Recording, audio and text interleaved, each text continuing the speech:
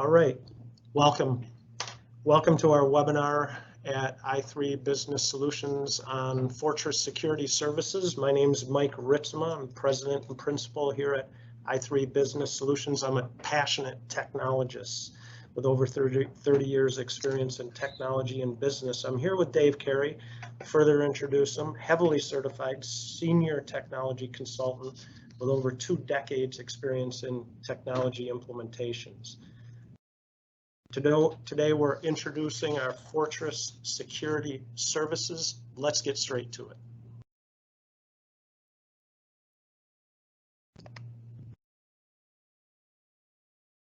So Dave Carey is a CISSP. He's certified information security professional. He's got, like I said, a couple decades experience, multiple certifications. He's a senior technology consultant here. When the tough stuff happens, we go to Dave Carey.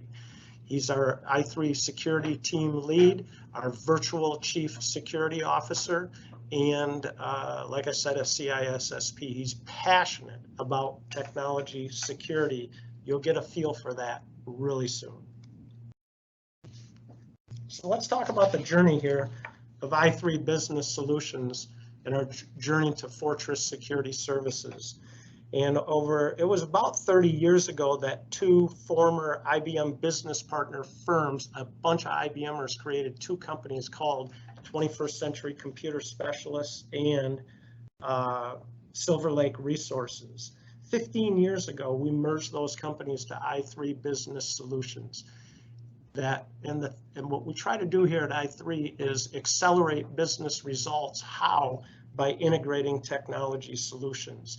And 10 years ago, we said, rather than just sending out texts and saying, do good work, we organized around i3 reliability technology managed services, which delivered checklist process excellence, which improves your company's profitability, improves productivity, and certainly mitigates technology risk. And today we're announcing i3 Fortress Security Services. It's assessment-based and technology risk mitigation. So I'll turn it over to Dave to just tell us why, Dave. Why should we be concerned? Well, thanks, Mike. Suddenly I feel a lot older maybe than I am. I've never heard that myself be termed 2 decades in the business, but so thanks for that. But cybercrime, cybersecurity is definitely growing. As you can see in the bullet points here, damage costs are expected to hit $6 trillion annually by 2021. Businesses are spending over $103 billion this year alone towards cybersecurity.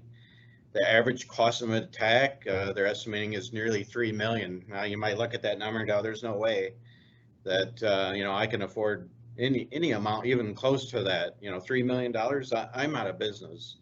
But what you have to take in consideration is the fact that time spent mitigating a risk, investigating a risk, the value of the reputation that maybe you lose because you experience some type of attack all rolls up into that dollar amount.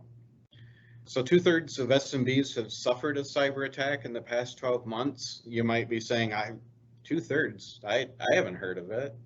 I've heard of the Equifax. I've heard of some big name organizations out there, Capital One, for example, Target. How are you getting 2/3 of SMBs? Well, it's really the fact that a lot of small businesses just don't report that they've been hacked. I equate this in many ways to the difference between a jet crashing and a small plane crashing. Jet crash, when it happens, doesn't happen often, but when it does, it's news, and all the media outlets cover it, and so everybody sees it and hears about it. Small plane crash, you might hear it on your local news perhaps, but if it happened in, let's say, Oregon, chances are you're probably not hearing about it in Michigan. So it's the same with attacks from a small business perspective. Media outlets just don't pick it up. It's just not big enough news. And like I said, a lot of businesses don't even report it. But 92.4% of malware is being delivered via email. So again, more statistics, 50% of small businesses have experienced a cyber attack. More than 70% of attacks target small businesses. It's like, why is that? Why are they going after a small business? Well, typically it's because your large businesses, they have the funds and the means, and they've started to wise up to, hey, we need to put something in place because we've, our reputation as a large organization is at risk here. We need to keep our shareholders satisfied that we're doing our due diligence so that, we continue to thrive as a business. From a small business perspective, it's just different. You don't have the same type of information out there. Yeah, indeed, to jump on your point, Dave, that small businesses, it just doesn't get reported. The big ones do. And I can name 3 companies in West Michigan that have lost between $10,000 and $50,000 to spear phishing. And they're not calling them live. And frankly, they're not calling their friends and neighbors and saying, guess what happened at my company? Right. So who's behind these breaches? Well, 75% are being perpetrated by outsiders, 25% coming from internal actors. I've actually seen that number as high as 30%. So that, perhaps you have people, disgruntled employees, if you will, that, they're looking to leave the organization, but, before they do, they want to grab certain information and take it with them. What tactics are they using? 62% of breaches featured hacking, 51% involve some type of malware, 81% are leveraging stolen and or weak passwords. The popular hacking method, 70 to 90% of all attacks are coming from social engineering. So what makes up social engineering? In this example, it could be a link in a text message on your phone that came from somebody you don't know who it is, but they craft it in such a way that you're curious what it is and you end up clicking on it. In the bottom example, it's an email. Looks like maybe it came from somebody that maybe you know, maybe you don't know, but again, they craft it in such a way that if you're not trained to look for the right things, you might click the link and then all of a sudden you're downloading something in the background that has the ability to attack your network. So you might be saying, it's a lot of, information, and really I haven't even touched on much of the information that's out there. This is just a very small part of what's really going on. And I'm not saying that to scare you, we're just trying to make you more aware of what's going on and why you should be concerned. So you might be sitting there thinking, you know what, I don't have anything of value. We just make chairs, for example. Well, the growing trend is to monetize the attack in some way. So if you're making chairs, how important are those blueprints to you? Could I steal these blueprints out of your system, sell them to China, Vietnam, some other third world country that can now make those same chairs cheaper, and then therefore steal some of your business, and so now you have business loss? Can I send an email ordering chairs to be sent to a new address that, look like it came from somebody you've done business with before, but, oh, hey, I need you to send it directly to my customer, some location you've never heard of before, but it looks legit. So you send product. Well, that's a loss of money because you're not going to get paid for it. Can I send you an invoice for a service you recently had done and get someone to pay it because it looks legit? We've actually had, I know of a church recently that lost over $1 million. They actually had construction work going on in the church. They received an invoice that looks legit. Somebody sat in their network and watched and saw what these look like and how to mock up something that nobody would question. Church got the information, sent the check to the address that was requested. Suddenly they're out of $1 million. 2 weeks later, the actual construction company sends an email saying, hey, we haven't been paid for this invoice yet. can I send an email from an internal employee requesting a change where my check gets deposited? So, you know, HR not thinking anything, looks like it came from that internal employee, made the change, and all of a sudden they're out that amount of money and the employee didn't get changed or didn't get their check. Again, other breaches, other things that have happened. I'm not going to go through each individual one of these, but it's happening all over. They're getting very crafty about how they're stealing money. So you might be saying, oh gosh, I'm overwhelmed. I know I need to do something, but there's so much information. It's hard to begin to understand it all. I don't have an unlimited supply of money hanging around. What steps should I be taking now? Each business is going to have its own type of risk.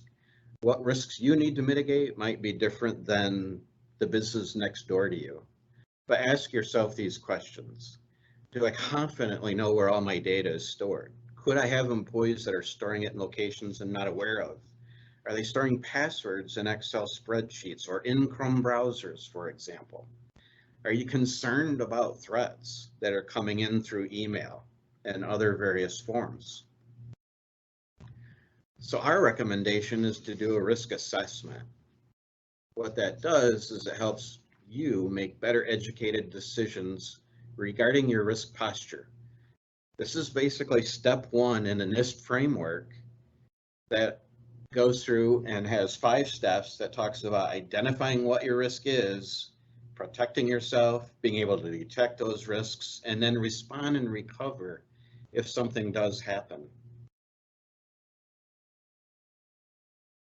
So as Mike said, we're introducing Fortress Security Services. Again, it's doing that assessment, consulting, getting more information, understand what are my risks, what do I need to mitigate, what do I want to avoid, and what am I going to accept? Because quite frankly, there are going to be some things that the likelihood just isn't there, or the security control costs too much money and is more money than what it is I'm trying to protect. So dark web monitoring, and you can see the other items that are listed here. EDR, which is an endpoint detection response, gives you the ability to see when a threat comes in. It's 24/7, 365 eyes on glass where somebody's watching your environment.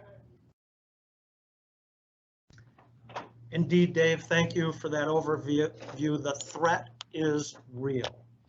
So let's talk about what layers of security look like and how things are changing as we work with our clients here in West Michigan. And certainly if you have reliability R3, you have a solid risk mitigation platform, which includes patching, monitoring, updating, antivirus, group policies for your Microsoft servers and implementation, Active Directory, proper implementation of security, cloud DNS filtering, and we've added dark web monitoring. And then many of you have put in the foundation part of our services, and that is a managed firewall, and some of you have managed Wi-Fi security as part of that firewall, because one of the biggest vulnerabilities to small businesses is the Wi-Fi that can be breached. And then certainly our rapid restore image-based backup. These are the foundations that build up to fundamentals. And we'll start talking to our clients about multi-factor authentication. Certainly every key system should have multi-factor authentication. And the number of times I'm going to my cell phone to log into a system here at i3 is very interesting. But certainly Office 365 is one that we'll be moving forward in the next month with our customers, saying you need multi-factor on your Office 365. Education and training, especially at an executive level, and cybersecurity insurance, so if that $1 million oops happens, the organization doesn't collapse. And then at a compliance or an industry level, we'll be recommending higher levels of assessments to many, if not most, of our customers. Some of those assessments might include pen tests. Dave's working on a web penetration test right now with a client. And then the endpoint detection and response, the live monitoring of what's going on at the PC level, is a higher level for some customers. And then the highest level, like Dave said, is a full SOC, a full SIM, manned 7x24, watching for moment-to-moment intrusions and dealing with them moment-to-moment. That would be the highest level. So layers of security are what we're rolling out today in the form of Fortress Security Services. What are the actions? What are the next steps? If you're a customer or a client of i3 Business Solutions, look for changes in your strategic business review. We're going to be improving and adding stronger recommendations around technology risk and security. Assessments, we will be recommending stronger assessments for, again, many, if not most of our customers, especially around compliance and industry-driven requirements. If you're not a customer, connect with i3, contact us, request your assessment now. And then lastly, look for a webinar invite in the next 30 days to a more detailed understanding or overview of i3 Business Solutions. I think that we're right on top of 15 minutes right now. We'll take questions afterwards. I'm going to wrap it up right now and say that contact us in any way you'd like here. Call the office, send an email to our general email, contact me directly, Dave Carey directly, email us at these addresses. But remember, technology marches on. It improves our productivity, but it also opens up new threats. That's why we're announcing Fortress Security Services today. You must mitigate your business risk. It is our responsibility to expose that risk to you. Thanks for joining us for our introduction of Fortress Security Services.